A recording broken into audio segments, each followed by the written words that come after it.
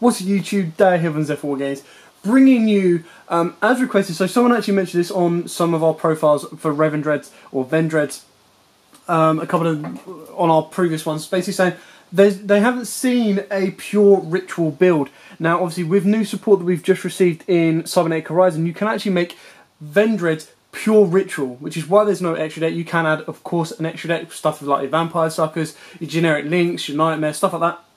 This sole focus is ritual summoning these bad boys out. All of the Vendread and Revendread ritual monsters.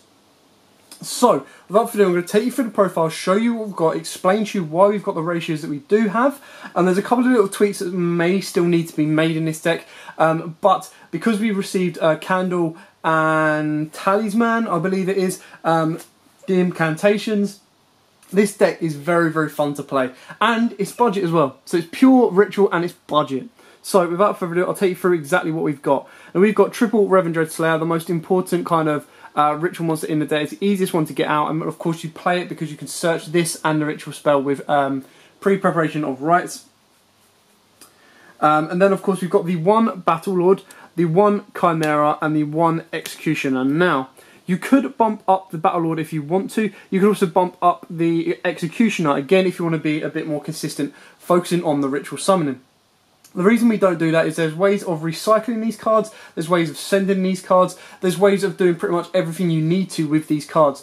Chimera is probably the less significant one. It's okay, but because it only protects from when a singular card would be destroyed, is kind of less effective, whereas Battle Lord is quite nice to shut your opponent down and push in for game. And then of course Executioner, the most recent one that we received in Flames of Destruction, is when its ritual solo card is on the field, your opponent cannot target cards you control with card effects except this card. If this ritual summon card is destroyed by battle or by card effect while in its own monster zone, you can add one Vendread card from your deck to your hand. You can only use the effect once per turn, so it's just your 3k beta. What's very, very important is you have multiple different levels. So obviously I believe we've got an 8 here. We've then got a 5 there. You've got a 7 with Battle Lord, and then you've got a 6 with Slayer. So once I show you the incantations, you'll understand a bit more why we use and abuse them. For the main deck monsters, we've got 2 Anima. I actually really, really like this card because if you combo this off with the field spell quite nicely, you get to banish any monster destroyed by battle with this card. So this card that gives the effect to the ritual monsters. So what you do is you use Charge, get this on board, then make either Battle Lord or Slayer, whichever one you want to make, and then you attack with Battle Lord, 27, banish a card, then you use the field spell to banish this, get Battle Lord to attack again, and then attack another one and banish it as well. So you get rid of your opponent's resources, especially if they're floaters or stuff that needs to activate and grave and stuff like that. 2 Streages. Now again, this one gives off damage calculation. If this card battles an opponent's monster, you can draw 1 card and discard 1 card. So again, this helps fuel your graveyard for your field spell, as well as giving you deck fin abilities as well, which is why we play it at 2. We've then got the 1 Hound. Now the Hound is quick effect, you target 1 spell to trap your opponent rather than banish it. Now obviously these all have their own effects like banish and special summon, or banish and special summon a different one, search, stuff like that. So they're all very, very important. You should know them by now. These are the older versions. You got the 1 Revenants. This is a quick effect, target 1 special summon monster your opponent tries and banish it. So these are all the effects that they give to the ritual monsters. And then we've got the 1 Core to finish it off. Your opponent cannot target this card with card effects. This is less relevant in that sense of ability. This main effect is more important, which is if this card is in your graveyard, you banish 1 other zombie monster from your graveyard, special summon this card, but banish it when it leaves the field. And then so it just lets you give you that monster on board to help you go around a little bit more. Then of course we've got the incantations. We've got triple Candle and triple Talismander. Again, these are very, very important and new to the game. So obviously Talismander is a 6. So when you've got ritual spells that are quite exact, this can be a straight for Slayer. Or of course you use Amina or Core, which you get off of either their own effects or off of Vendread Charge to go into your Battle Lord. And then you can obviously ramp up as you see fit. So level 2 goes into the Executioner. A level 2 with this, a level 1 with this gets you into your Chimera, so you've got a lot of playing around to do with the incantations, and then of course your ritual spells. But the best thing with the ritual spells is only one of them needs to be exact, the other 2 can equal or exceed, so they're all very, very useful. So we have triple Revendread Origin. So this one needs to be equal or exceeds, which is very, very useful. Double charge, double Vendread Knights. This is a 40 card deck. You can put Terraforming in if you want to. Depends on how consistent you want the Vendread Knights to be. I am actually tempted to bump up the Vendread charge in this deck, but then if I do so, I'll probably change some of the ratios of the other cards. And then finally, to Vendread Evolution. Now this is one of the new cards we've got in Flames of Destruction. I say new, Flames of Destruction is now set old. But this can ritual summon any Vendread ritual monster from your hand or graveyard. You must also tribute monsters from your hand or field and or send one Vendread monster from your deck to the graveyard. His total levels equal the level of the ritual monster you ritual summoned. The ritual summon monster is destroyed during the end phase of the next turn, so ideally you want to be using this as a game killer.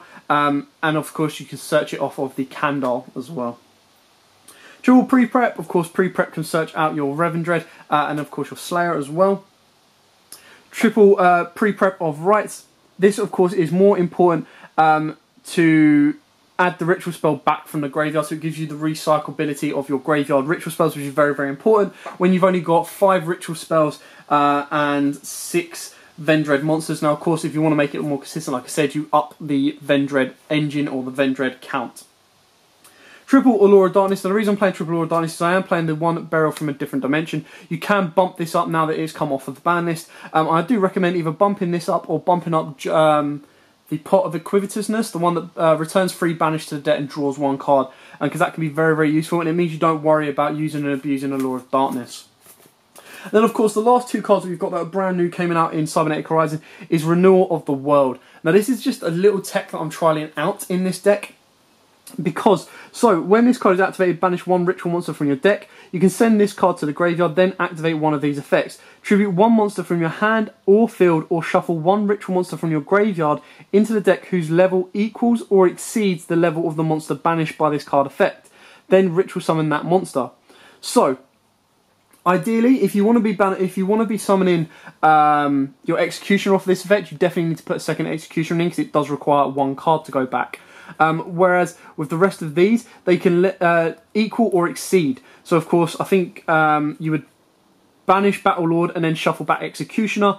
Of course, you've got Chimera, you can banish and shuffle back any of these. So it gives you more recyclability as well to push your plays back and put your ritual monsters back into your deck. Its second effect is add the monster banished by this card's effect to your hand. You can only use 1 Renewal of the World effect per turn and only once that turn. So it is very, very restrictive, but it kind of helps you ritual summon during your opponent's turn, which can be very, very disruptive in a sense. Less so in this deck, because most of the Vendread effects aren't real quick play effects in that sense, but it can give you a bit of protection or catch your opponent off guard if they think they're going to finish you off. You can just go activate Renewal, ritual summon a monster, and cause them a lot of issues.